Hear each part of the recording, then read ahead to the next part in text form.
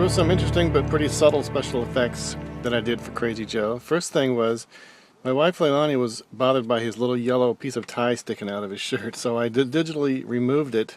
I sampled a piece of his shirt, animated it, laid it over his shot, and seamlessly got rid of it. In a similar fashion, we got rid of the real name on the tombstone. I mean, it is a real tombstone with someone's name. We couldn't have that. We even agreed to not show it when we got permission to shoot there. So I digitally replaced her name with Jennifer Russell, and it worked out pretty easily.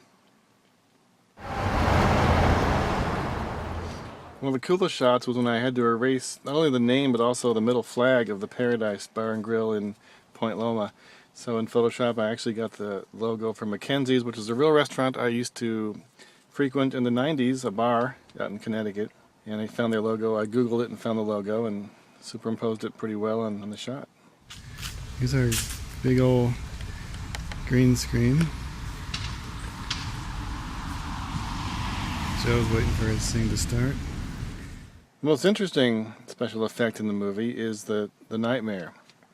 I definitely wanted to shoot the nightmare in a green screen setting where we had complete control over everything, and also to purposefully make it look somewhat fanciful, because it is a dream, so it doesn't look entirely real, and that's fine.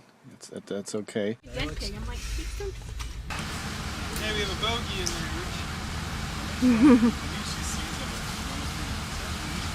So Chris brought out his amazing equipment with a huge green screen, and he knows exactly how to light it and how to make it so it's easy to remove and post.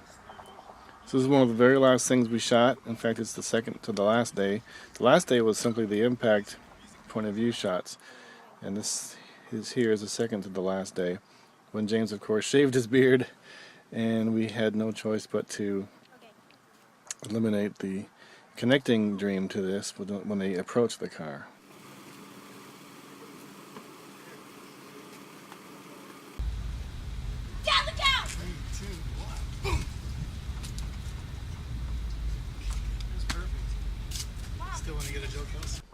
Here's Daredevil Chris on his skateboard with a $4,000 or something camera coming at us at breakneck speed and crashing into us.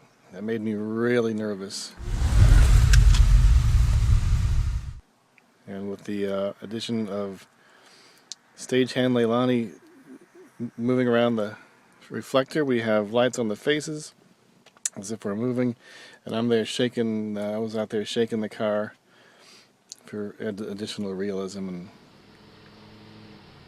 we of course were going to use that for the impact scene that got deleted. So then I put together the scene in post and with all the green to get it to look how we want it to look, and then we started to replace the backgrounds with shots that Chris did outside of his truck.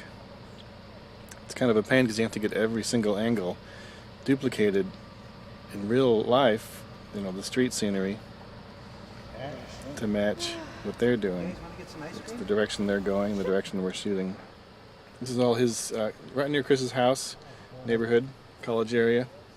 And the final composite looks pretty darn good. I was surprised how easy it was in Premiere to remove the grain and add the background.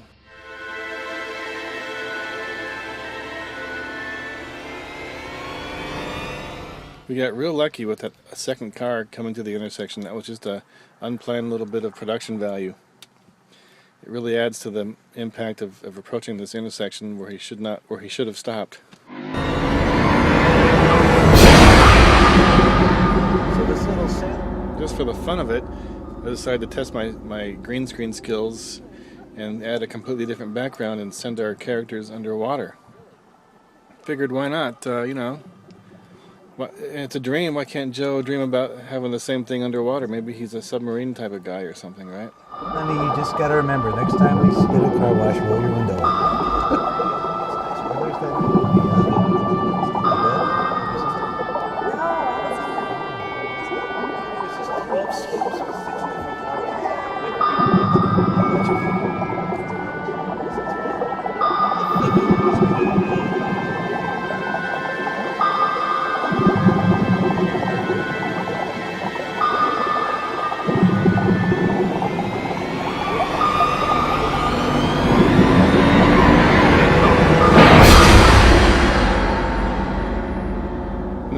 last thing we had to get rid of was you could see a light and a light stand in the background.